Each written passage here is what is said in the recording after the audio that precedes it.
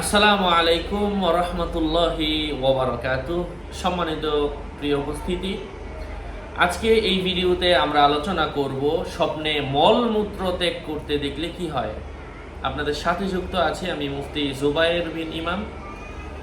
Verify YouTube চ্যানেলের description বক্সে click করলে আমার পেজ এবং আইডি আসবে। এটা ছাড়া আলাদা অন্য কোনো পেজ নেই, আইডি নেই, ইমো নেই, হোয়াটসঅ্যাপ নেই, টিকটক নেই। সাবধান, নাম ছবি দেখে বিভ্রান্ত হওয়া যাবে না। প্রত্যেক ভিডিওতে আলাদা আমি সাবধান করছি, সতর্ক করছি। যাই হোক, স্বপ্নে মলমূত্র ত্যাগ করা, পায়খানা করা জুলুম অথবা জীবিকা নির্বাহের পূর্বাভাস বুঝিয়ে থাকে। কারো মতে এটা আনন্দ ও প্রশস্ততার পূর্বাভাস বোঝায়। মলত্যাগ করতে দেখলে স্বপ্নদ্রষ্টার চিন্তা দূর হবে। স্বপ্নদ্রষ্টা যদি সম্পদশালী হয় তাহলে সে সম্পদের যাকাত দিবে বা সম্পদ পবিত্র করবে। কারো মতে যে পরিমাণ মলত্যাগ করবে সেই পরিমাণ সম্পদ চলে যাবে অথবা এমন কোনো কাজ করবে যার দ্বারা তার ক্ষতি হবে।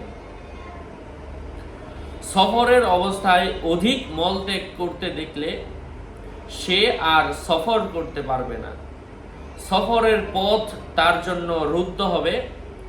মল খেতে, পেতে বা সংরক্ষণ করতে দেখা লাঞ্ছনার সাথে হারাম সম্পদের মর্ম বহন করে থাকে।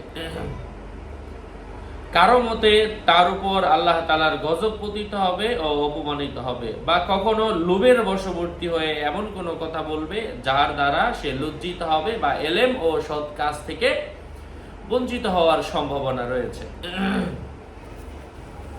শক্ত জমাট মলমূত্র দেখা নিজের শান্তির জন্য কিছু সম্পদ ব্যয় করবে।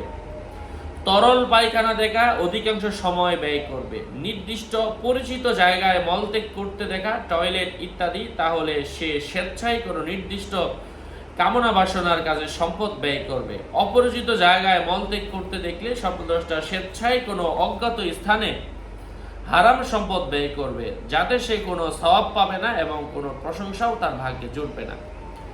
আশা করছি বুঝতে পেরেছেন। আরও আপডেট পেতে সাথেই থাকবেন। আপনাদের মঙ্গল এবং দীর্ঘায়ু কামনা করে এখানেই শেষ করছি। দেখা হবে অন্য কোনো ভিডিওতে। আগামী ভিডিও পেতে আমাদের সাথেই থাকবেন। আসসালামু আলাইকুম ওয়া রাহমাতুল্লাহি ওয়া বারাকাতুহু।